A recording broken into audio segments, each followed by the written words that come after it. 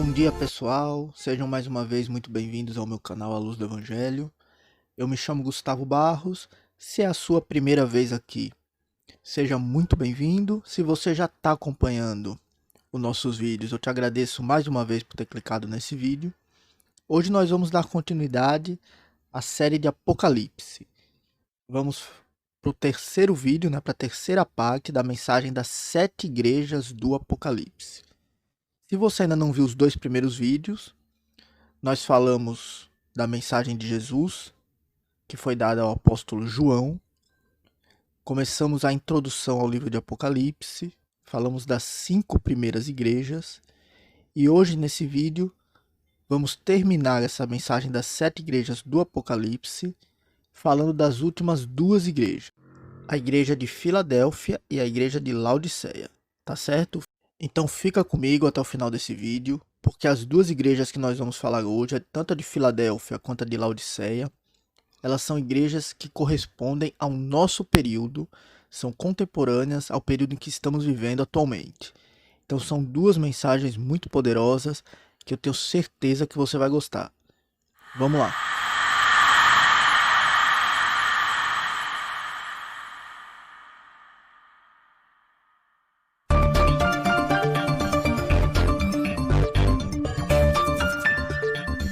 A cidade de Filadélfia foi construída como um centro de cultura grega, cerca de 200 anos antes de Cristo.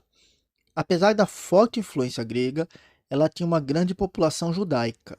A cidade foi destruída por volta do ano 17 d.C. por um grande terremoto e foi reconstruída posteriormente pelo imperador Tibério. A carta à igreja de Filadélfia é uma das mais incríveis mensagens de Jesus. Ele começa se apresentando como santo e verdadeiro, aquele que tem a chave de Davi, fazendo referência à autoridade para pregar o evangelho, para espalhar a mensagem de Deus. E de fato, a igreja da Filadélfia foi uma das mais evangelistas da sua época. Jesus elogia a igreja porque eles verdadeiramente guardaram a palavra e confessaram abertamente a vinda dele, Jesus, como Filho de Deus. Os teólogos, eles acreditam que a igreja de Filadélfia seja a representação profética da igreja verdadeira, que perdura até os dias atuais e que convive com a igreja morna, a igreja mais apóstata, que é a de Laodiceia, que nós vamos falar a seguir. Também até os dias de hoje. Essa tese se dá pelo motivo que Jesus cita essa igreja quando ele fala do arrebatamento e da cidade de Nova Jerusalém, que são acontecimentos que estavam muito distantes daquela igreja local do primeiro século.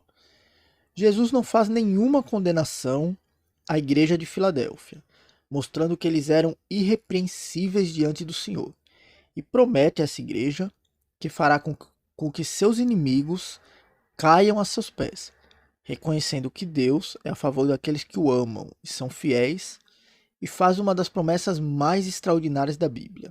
Observe.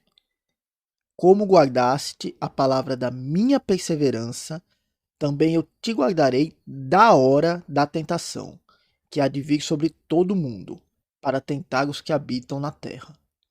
Aqui é uma clara referência ao arrebatamento e ao período da tribulação.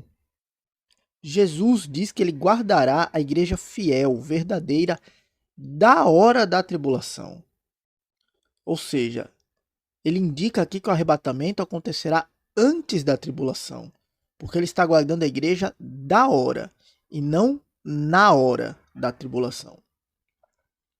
Jesus termina a mensagem dizendo que fará dos fiéis uma coluna no templo de Deus, uma alusão provavelmente a alguma honra especial que será dada, a essas pessoas que se mantiveram no verdadeiro caminho de Deus. O período profético dessa igreja vai do ano 1700 até ao arrebatamento. Já a igreja de Laodiceia é a igreja apóstata, é aquela igreja morna. Vamos falar dela agora, começando pela cidade de Laodiceia, que foi fundada por Antíoco II, que deu esse nome à cidade para homenagear a sua esposa. Laodiceia era um centro bancário, uma cidade muito rica.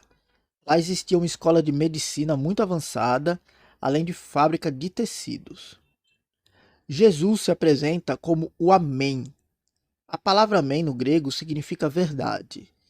Em seguida, ele diz que é o princípio da criação de Deus. Princípio aqui significa origem, é a causa de tudo. Ele está dizendo que através dele tudo se fez, por ele e para ele. Vemos isso, inclusive, em um trecho bíblico de Colossenses.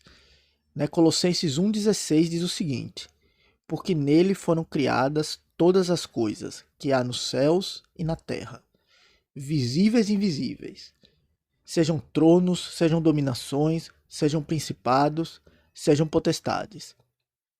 Tudo foi criado por ele e para ele, e ele é antes de todas as coisas, e todas as coisas subsistem por ele. Jesus não é criatura. Jesus, ele é o Criador. Ele não foi criado por Deus. Ele é o próprio Deus. Apesar de serem pessoas, serem seres diferentes, Deus e Jesus Cristo, eles compartilham da mesma essência. A Bíblia nos confirma isso em um outro versículo, observe. João 1:1. No princípio era o Verbo, e o Verbo, que é Jesus, estava com Deus. E o Verbo era Deus. Ele estava no princípio com Deus. Todas as coisas foram feitas por ele, e sem ele, nada do que foi feito se fez.